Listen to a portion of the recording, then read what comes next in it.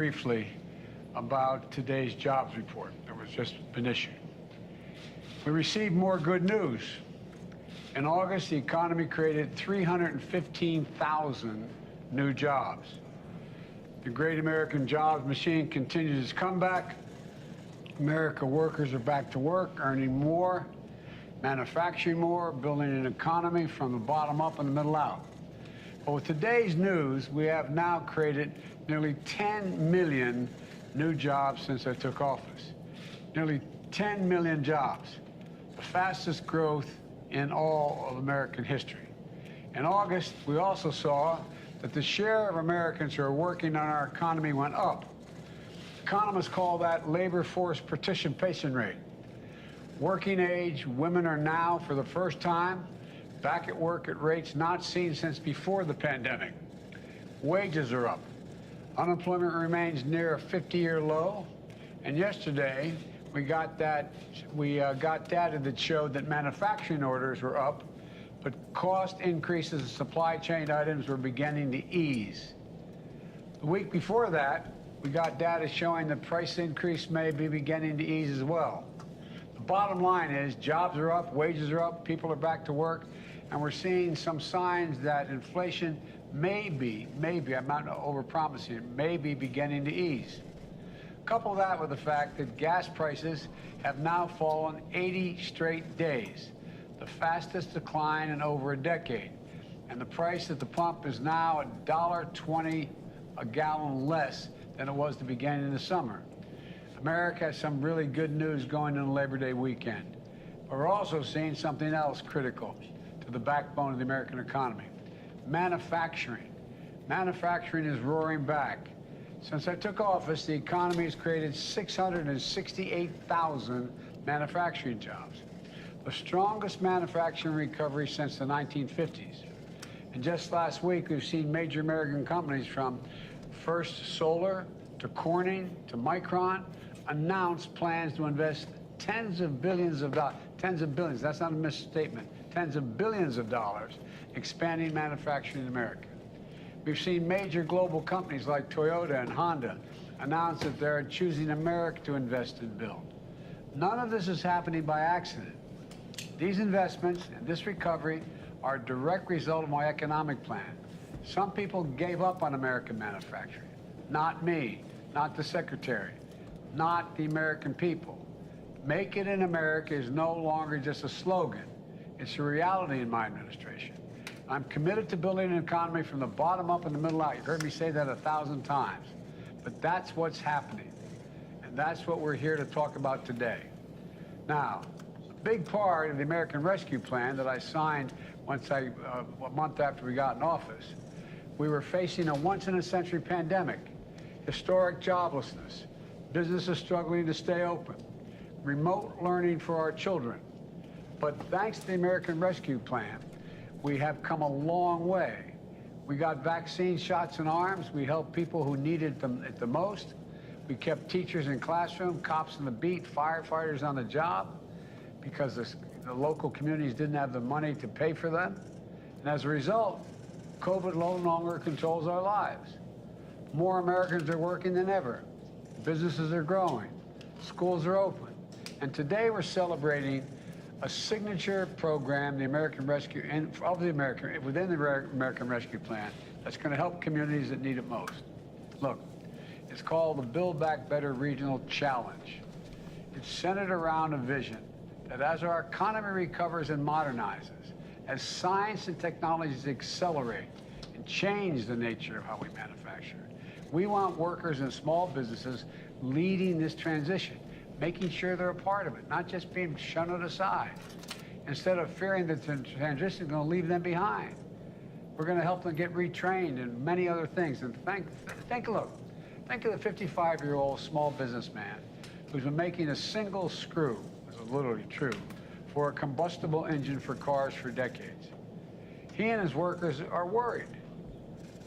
Why? Because we're moving to high-tech electric vehicles.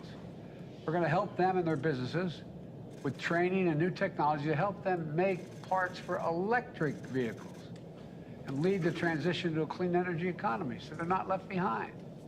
This is about investing in them, believing in them, helping them transition to a new world. They can do these jobs, just like they did the ones they had before. This is about jobs in their communities, for them, not having to leave or not having to go on unemployment. As new enterprises are created in the communities, they shouldn't have to leave. They should be the ones to be able to fill in for those jobs. So we designed this program by thinking about people and places in a really important way. And I know you got all of you up on the screen here, 21 different communities.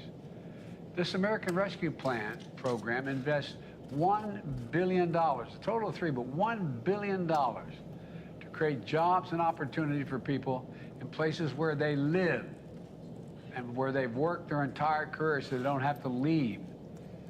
I know when folks hear such big numbers, they don't think it's for them. But this is for them,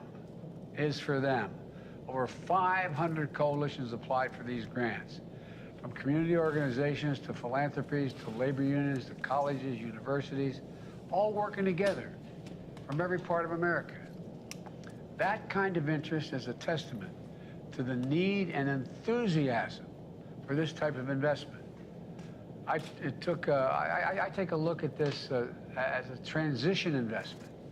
I'm so proud to announce 21 awardees up on the screen here who each receive between 25 million and 65 million jobs to turn their plans into action. As Secretary Mundo just said, and I guess I wasn't supposed to start this off, was I? Come to think of it. All of a sudden it dawned on me I was supposed to let her speak first. But estimate these projects are going to result in 100,000 jobs created or saved, over $7 billion in additional private sector investment in these 21 communities. We want you to continue having good jobs in your communities so you don't have to leave, so your people in your communities aren't displaced. The winners are all here up on the screen, and they're going to empower communities in Pennsylvania, West Virginia. Joe, is that you? Is that Joe Manchin I see? I'm right here with you. Hey, Joe, good to see you, man. Thanks for what you're doing. Matter of fact, you're one of the guys that started this idea with me, what you're talking about needed to happen in West Virginia. But anyway, they're going to empower communities in Pennsylvania, West Virginia, Louisiana to lead our nation's transition to clean energy. They're going to empower small manufacturers in Michigan, Kansas, North Carolina, El Paso, Texas, helping them modernize and become part of a supply chain for cutting-edge technologies, advanced manufacturing, biotechnology, aerospace. They're going to empower agricultural workers in Fresno, California, women in St. Louis, Missouri, pursuing manufacturing careers through quality job training and apprenticeships that lead to good-paying jobs. They're going to support entrepreneurships and small business creation from Native American communities in Montana and to Tulsa's Greenwood neighborhood, once known as a Black Wall Street that I visited on the 100th anniversary of the Tulsa Race Massacre. Together, these projects are going to uplift underserved communities and include them as key parts of America's economic recovery for the 21st century. We're putting people who have been left behind in the past or couldn't have been lifted out of anything before. They're going to be part of this recovery. They're going to be the ones who are going to be leading the way here. They're going to be the ones who get retrained for these jobs. Take the project in Georgia. I recently signed a number of laws that are going to bring manufacturing jobs back to America and make sure the future is made in America. Think of everything from electric vehicles to semiconductor chips. Georgia Tech, one of the great research universities, is a leader in understanding how artificial intelligence can be used to strengthen almost any industry. But too many folks, especially small manufacturers in Black communities, rural communities in Georgia, can't afford access to the knowledge and the research to be able to capture those jobs, to be trained for them. They can't take advantage of all that technology that can make for them all the difference between their business closing and thriving. So Georgia Tech partnered with HBCUs like Spelman College and Fort Valley State and local community colleges. With this grant, they're going to take this technology on the road with mobile training studios That's basically a high-tech van that's going to travel into underserved areas across Georgia to train a whole new generation of workers. Technology experts will provide workers who are interested in 4 to 6 week hands-on training that can make all the difference in their employment. Think of a poultry farmer who might never have had a chance to learn how artificial technology can help manage inventory or improve the safety and quality while increasing their productivity. Think of the family-owned paper manufacturer that could never have afforded trying out cutting-edge technologies. But now they're going to be able to. They're going to be able to grow their businesses. And they can do it without ever leaving their home or their families. This is a game changer. Take the project in Manchester, New Hampshire. And I tell you what, I heard so much from the delegation in New Hampshire, from Maggie Hass. Anyway, I won't get into it. This has been one of the things they've been pushing for a long time, both senators and the congressmen. Their goal is nothing short of becoming a global epicenter for the next generation of advanced medicine. But to do it, they need world-class labs for clinical trials that will attract the most innovative biomedicine companies to locate and create jobs in New Hampshire. I have to say that Senator Hassan and Shaheen and Congressman Pappas, I hear you, I hear you, I hear you. I know you've been talking about this a long time. We've finally gotten it. And they're going to need to bring struggling communities along in the process. Because of this grant, Manchester is going to revitalize what was once one of the largest cotton textile plants in the world. Right now, 100,000 square foot mill. The building is empty and idle, but not for long. Because of this grant, a coalition of city leaders and research and community organizations is going to transform that old mill into a modern marvel. It's going to house advanced science labs that are going to conduct groundbreaking clinical trials. It's going to be the place where they can test biotechnologies and treatments that are going to save lives. And the Republican governors working on it are going to be there as well. For workers, small businesses, entrepreneurs in the Manchester area, it means opportunity. It means jobs you can raise your family on in Manchester, not have to move. Because of this American Rescue Plan grant, they're going to be able to have access to cutting-edge technology and labs that never could have been afforded before. This is going to allow them to compete with anyone, anywhere in the world, and make sure the supply chain for these new medicines, medical advances are built right here in America. It matters. As you probably know, I could go on and speak about each of the communities here, but time won't permit. I applaud every community that received the grant and that applied. You're the reason why I'm so optimistic about the future of this country. I mean it. You heard me say it many times before. America is the only nation in the world that can be defined by a single word: possibilities. Nothing but possibilities here. That's what this is all about. I want to thank you, and now I'm going to do what I should have done to begin with. Turn it over to the Secretary to begin this, but we've already gone by it. So, Madam Secretary, the floor is yours.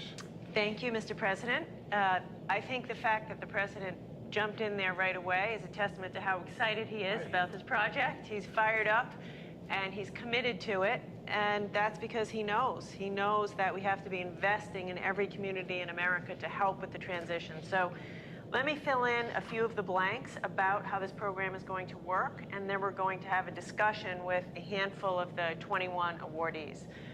First of all, congratulations. If you are one of the 21 here, you are the cream of the crop. Your applications were fantastic, and congratulations to each and every one of you. The President and I are so proud of you and just thrilled to be able to work with you.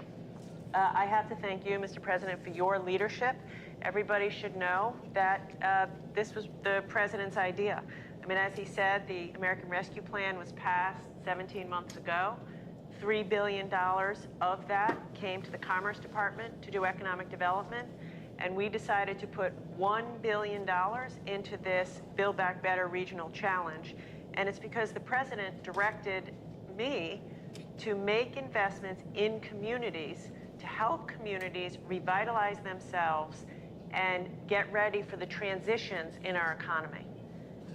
Because he fundamentally said people want to work where they live, and they ought to be able to do that. And so that's what this is all about. We believe every single American, no matter where you live, ought to have an opportunity to have a high-paying, family-supporting job in that community. And that's what this is all about. So let me fill in some of the blanks about the approach. It's a novel approach. This is the first time ever the Department of Commerce has made such sizable investments in individual communities. When we started, to be very honest, we weren't sure. We weren't sure if communities would apply and bring together coalitions and have the capacity to invest tens of millions of dollars. Well, we got 529 submissions. We went from 529 down to 60 finalists. And then from those 60 finalists, we worked to get to the 21 who are with us today. So again, the fact that you are among the 21, hats off to each and every one of you. Here's what makes this interesting. Everyone on this screen of the 21 will be receiving between $25 million and $65 million to address regional economic challenges and to invest in revitalizing the economies of these communities. So that's a lot of cheese, folks, to make big investments and revitalize your communities. This was all bottoms up. We went to the community and said, you tell us how to revitalize your community. And you bring the community together, public sector, private sector, universities, philanthropy. Get your community together and tell us what you need to invest. So as a result, this federal funding will be matched by more than $300 million of local investment, and will leverage support from over 450 private sector and 27 labor unions or worker organizations.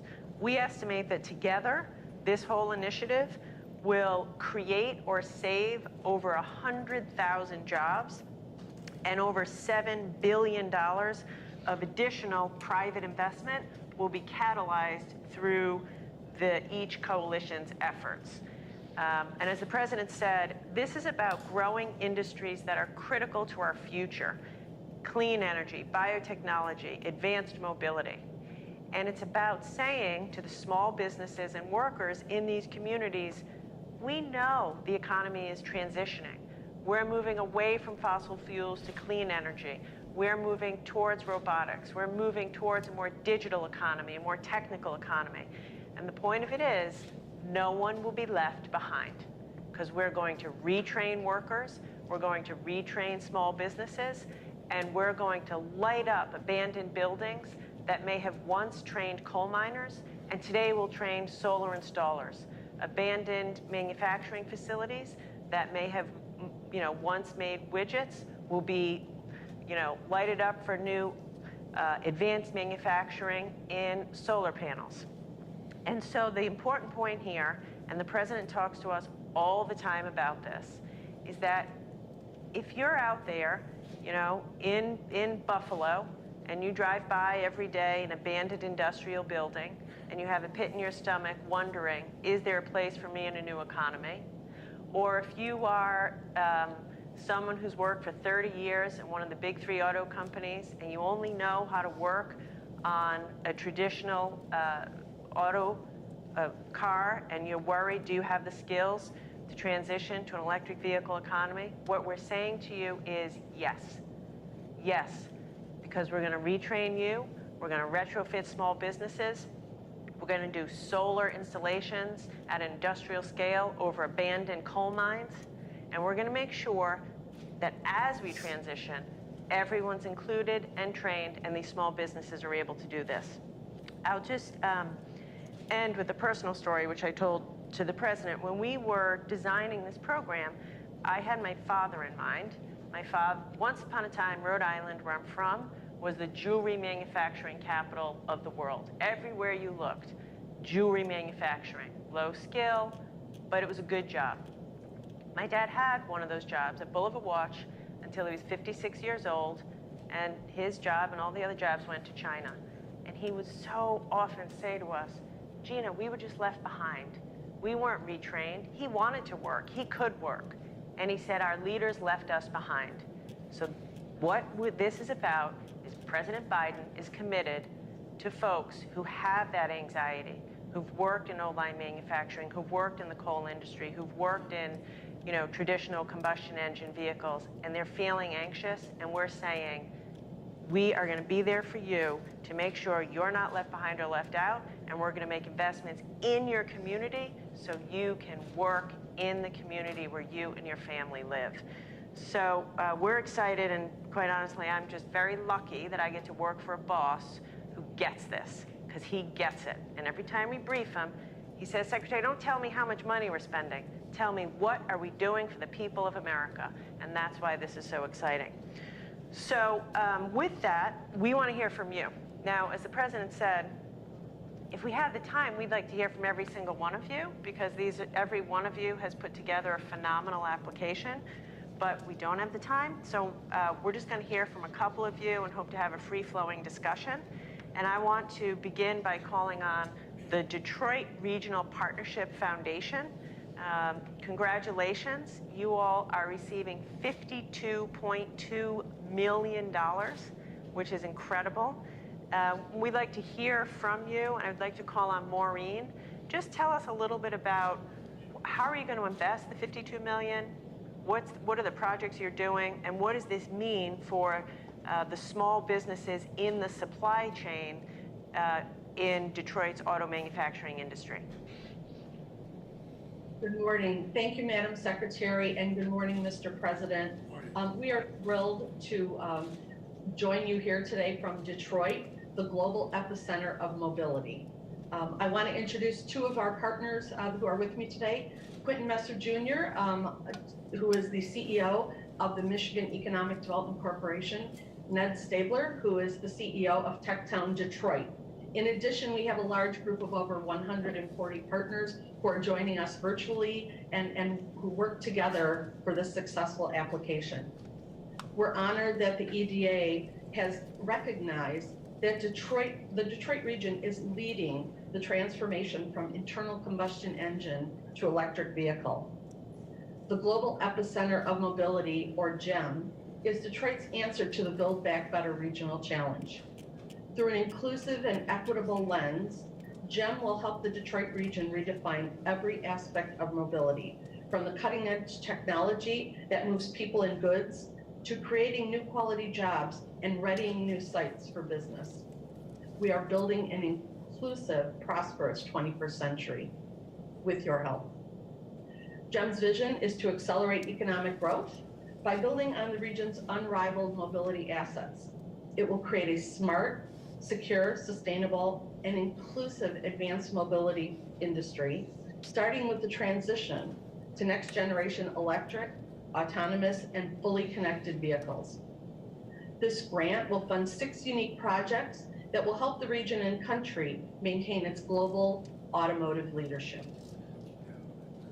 GEM will support workers, startup businesses, and small to medium-sized companies as they adapt to new high-tech advanced mobility industry. Led by one of the most diverse regions in the United States, GEM offers the opportunity to create a national model for equitable economic growth. We are ready to help secure the nation's advanced mobility leadership for generations to come. Thank you again. We welcome any questions, and we also want to invite you, Mr. President and Madam Secretary, in 2 weeks to join us in Detroit at the North American International Auto Show, where we can show you in person how we are leading the way. I'll be there. Awesome. I'm a car guy, Yeah. as you kind of noticed. Hey, look, I drive the cabinet crazy and my staff crazy by asking them to give concrete examples that if you walked up to somebody in a corner and said it, they could completely understand it. One of the things that this is pure Biden, I believe, and I've been saying for some time, that the next 10 to 15 years, more is going to change in terms of technology and innovation than has happened in the last 75 years. I mean that sincerely. Things are going to change so rapidly. That's good if we're going to compete in the world, but also it's scary as hell for somebody who, like we were talking on the way over to this building about how there's hundreds of small companies supplying small parts to internal combustion engines.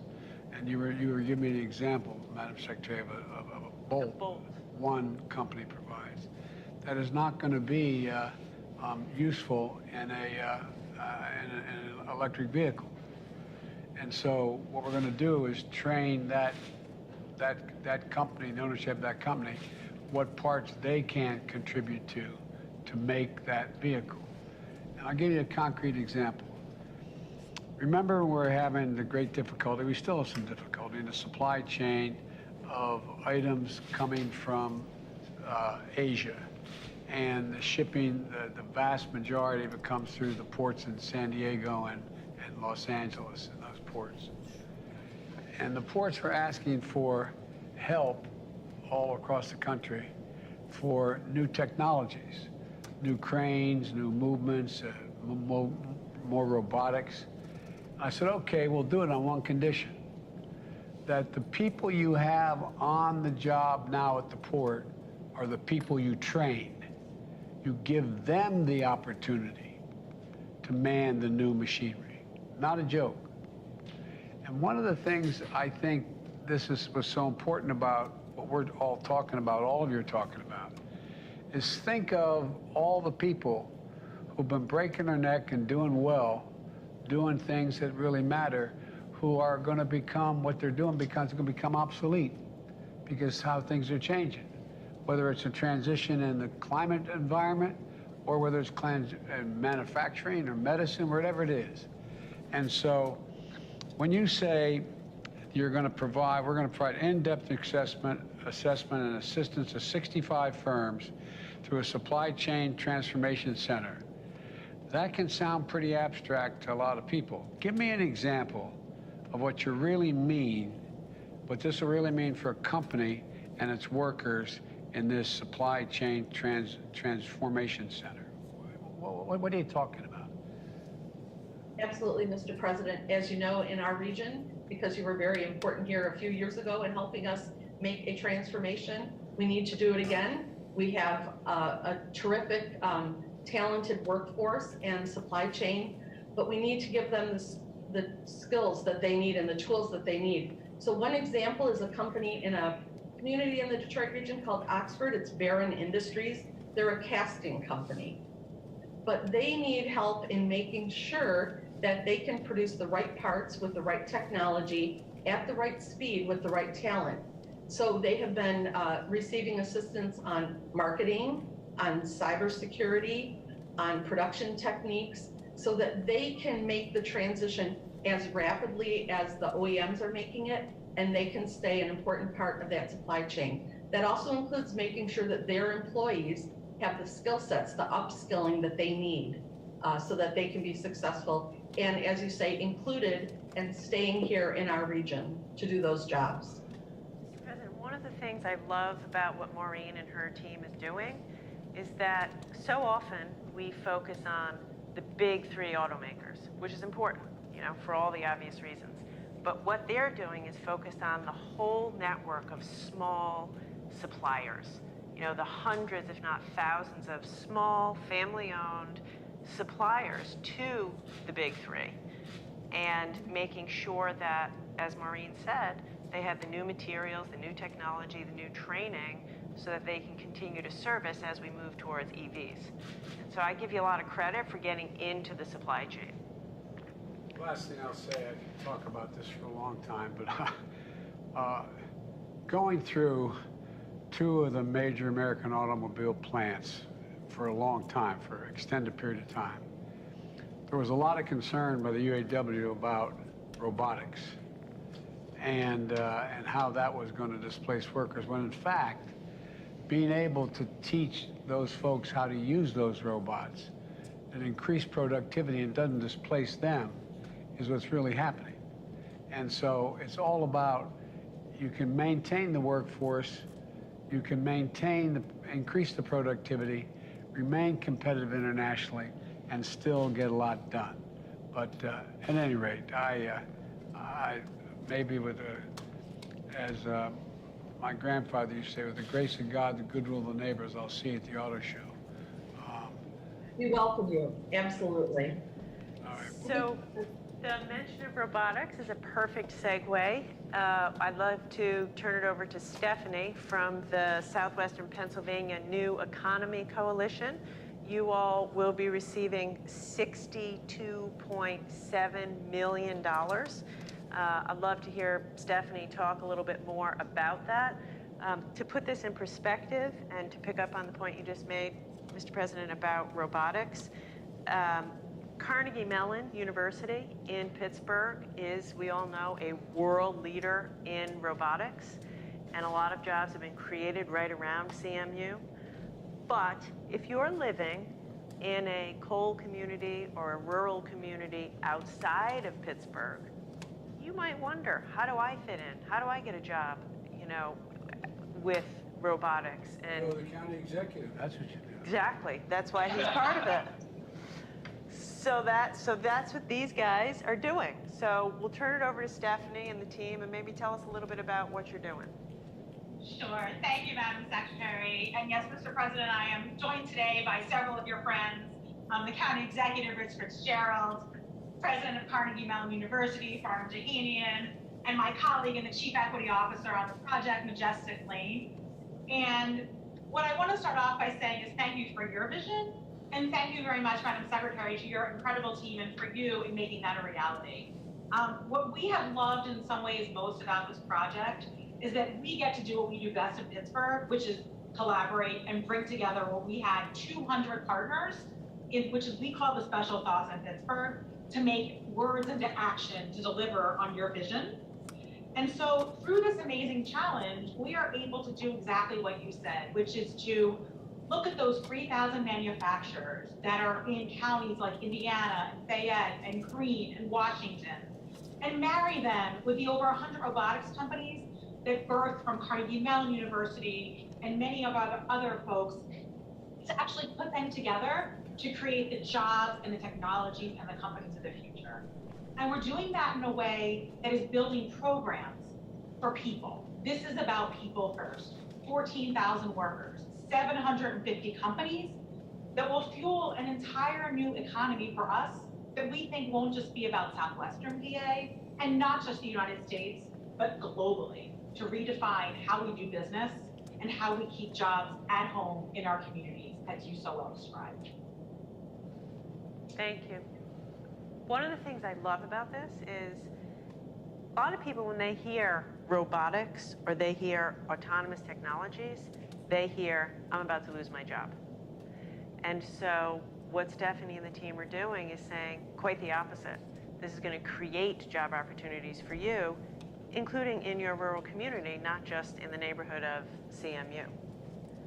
Yeah, I so appreciate that question, Madam Secretary, because as you can imagine, as the birthplace and the leader in robotics, this is a question we tackle and think about extensively.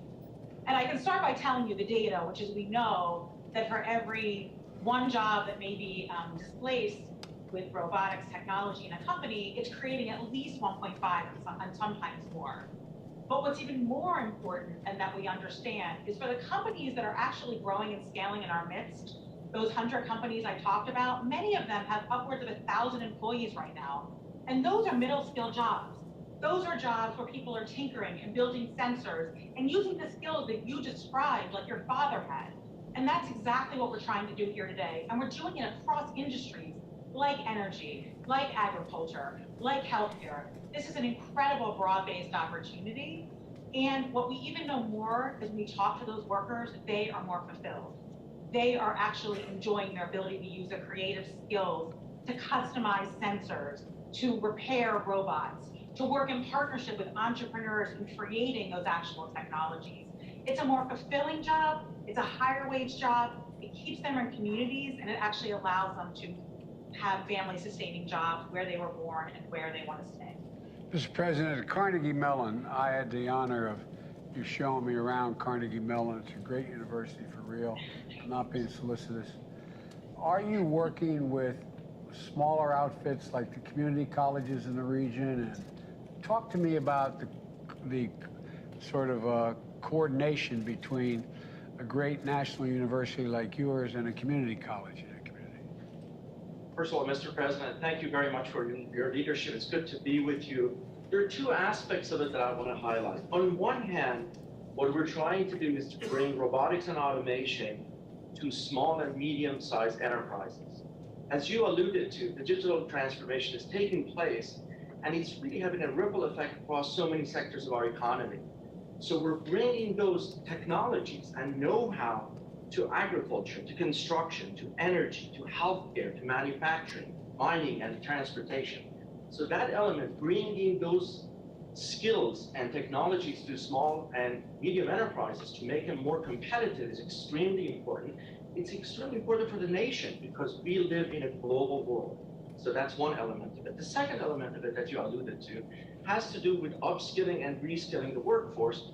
And in this case, we're working with community colleges, we're working on curriculum development, we're working on various ways that we can bring along the workers and retrain them and upskill them to be ready for these new jobs that are going to be created. It's extremely important to recognize that as we adapt these new technologies in small and medium enterprises, we have a workforce that's going to be ready to take those jobs.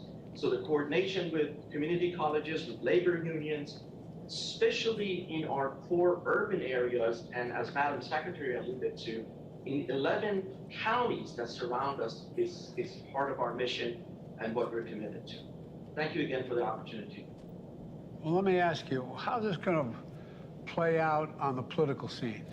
As a county executive, what are you going to be able to tell folks about what's happening with this $62 million? Well, thank you, Mr. President. What we can tell people is President Biden continues to invest in people and in jobs and in our future.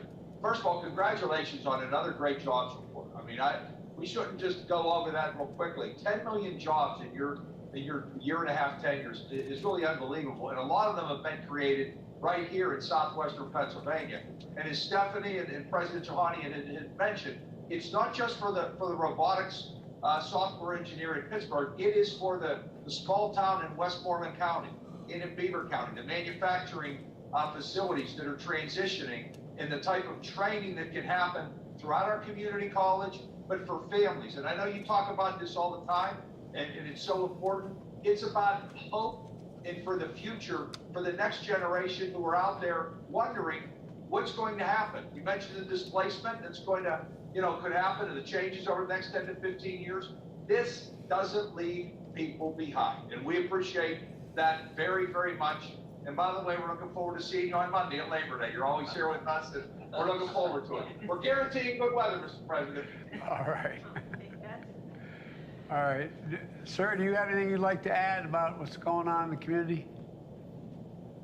Well, sure. I think what's important about this is, as you spoke to, Mr. President, often people think that robotics and AI are leaving people behind. But we're being really intentional, both demographically within our communities, people of color and women, and also in our rural communities about how do we connect people to inclusive career pathways, but also actually connecting them to business development opportunities in the robotics and AI industry, which traditionally they may not have had access to. So what we're really doing is being intentional about figuring out how do we make these connections and really making this an economy for all. So thank you, Mr. President. Well, one of the things, if I may, having been a significant consumer of health care and having family members who needed serious health care, one of the things that I think in the healthcare side, most docs will tell you that when people get a diagnosis that is very dire, they need really a navigator. They need someone to help them know when to go to what appointment, what the appointments are for, how to just explain what's going on. It seems to me we need some navigators here.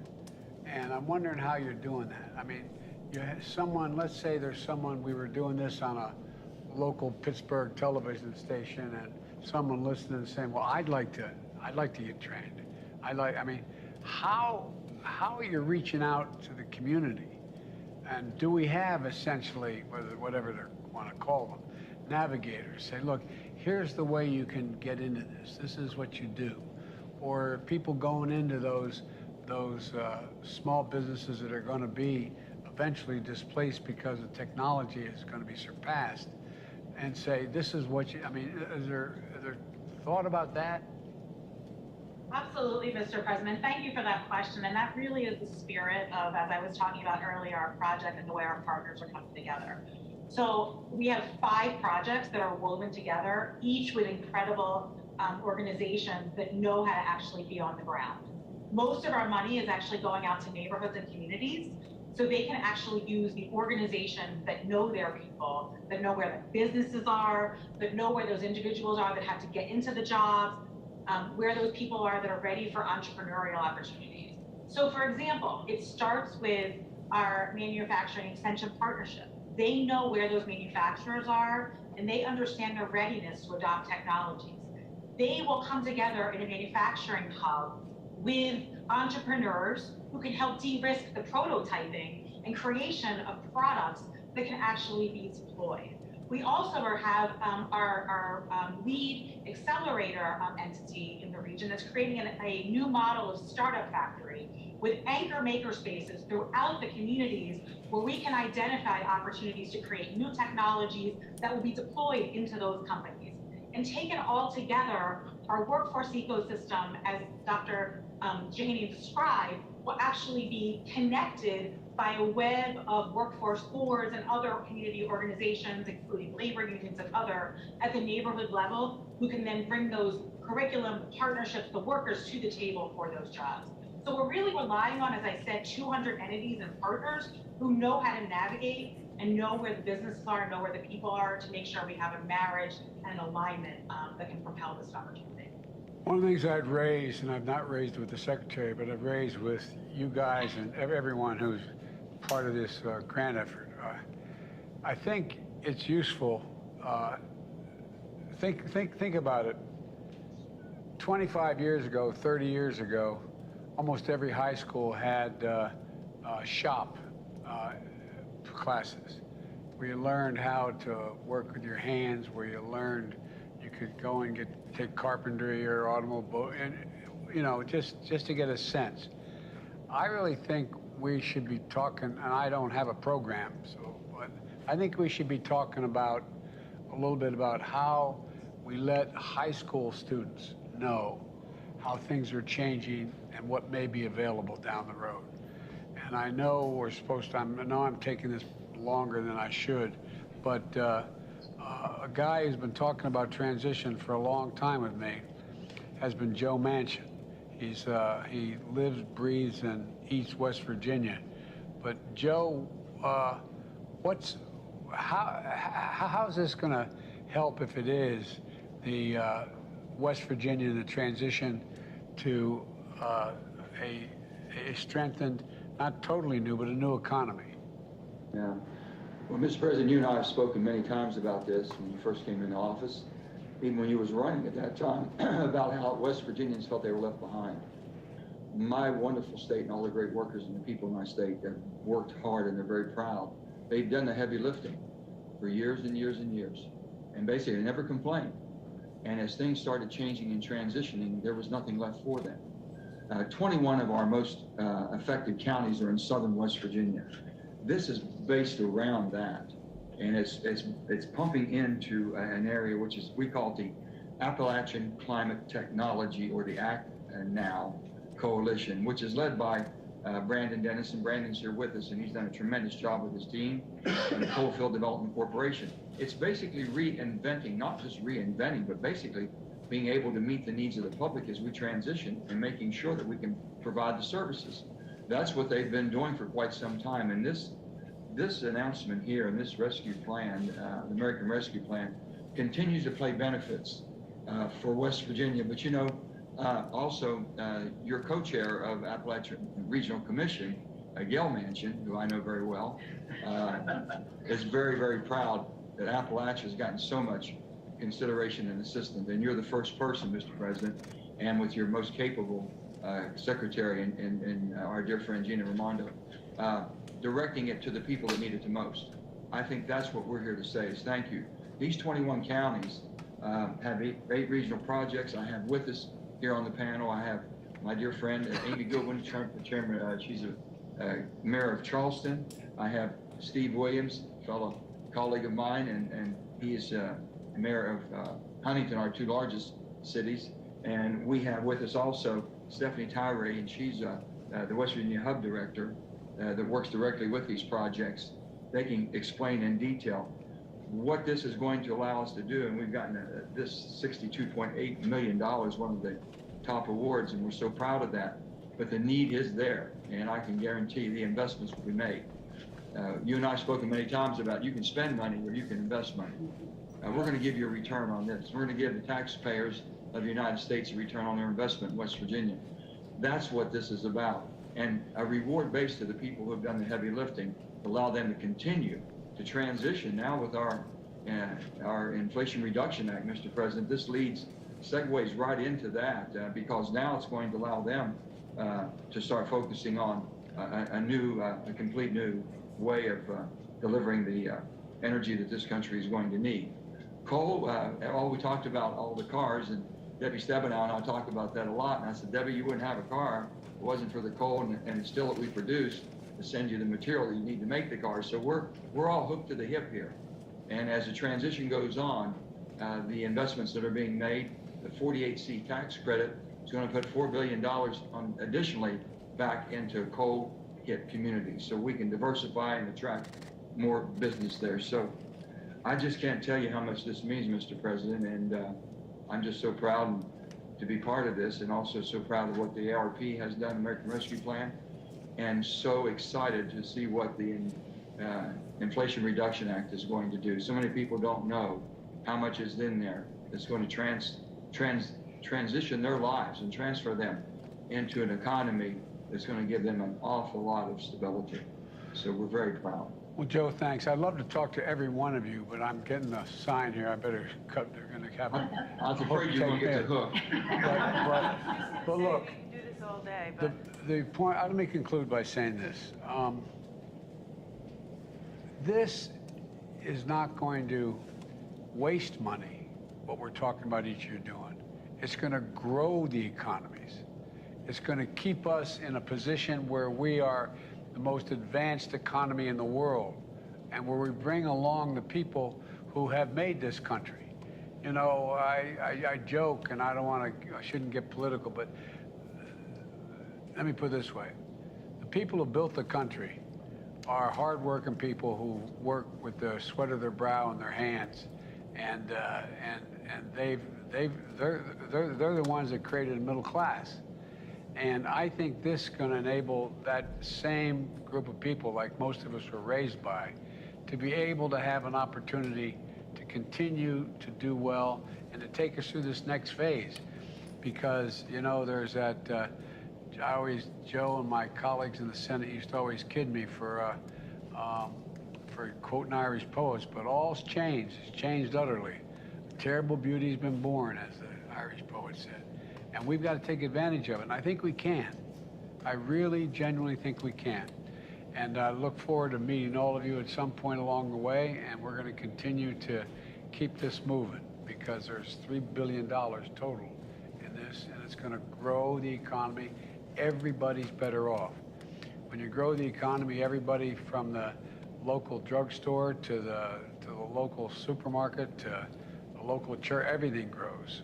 And that's what this is about. Anyway, thank you all. Thank you. If I can say one thing to you, Mr. President. Yes. Thank you for not forgetting and not leaving anybody behind. I can't tell you how much this means to our hardworking people in West Virginia. And they are truly appreciative, and the families are, to be able to stay where they love and their heritage and their roots are. So many of them had to leave. You given them that opportunity, and you didn't forget, and you kept that promise, and I appreciate it. Well, Joe, remember, I'm from hard coal country, Scranton. All right. Okay, anyway, thank you all so very, very much. Thank you, Master. Congratulations, everybody, and we're excited to work with you to make all of this a huge success. And thank you, Mr. President. Thanks. All right. Hey, Mr. President, do you consider all Trump supporters to be a threat to the country? No, everyone, come on. Come on, look, guys. You keep trying to make that case. I don't consider any Trump supporter to be a threat to the country. I do think anyone who calls for the use of violence fails to condemn violence when it's used, refuses to acknowledge when an election has been won, insists upon changing the way in which the rules you count votes. That is a threat to democracy. Democracy. And everything we stand for rests on the platform of democracy. When people voted for Donald Trump and support him now, they weren't voting for attacking the Capitol. They weren't voting for overruling an election. They were voting for a philosophy he put forward. So I am not talking about anything other than it is inappropriate, and it's not only happening here, but other parts of the world, where there's a failure to recognize and condemn violence whenever it's used for political purposes, failure to condemn the attempt to manipulate electoral outcomes, failure to acknowledge when elections were won or lost.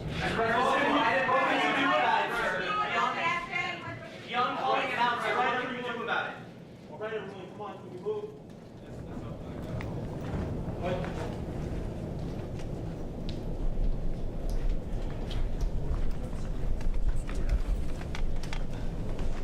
History.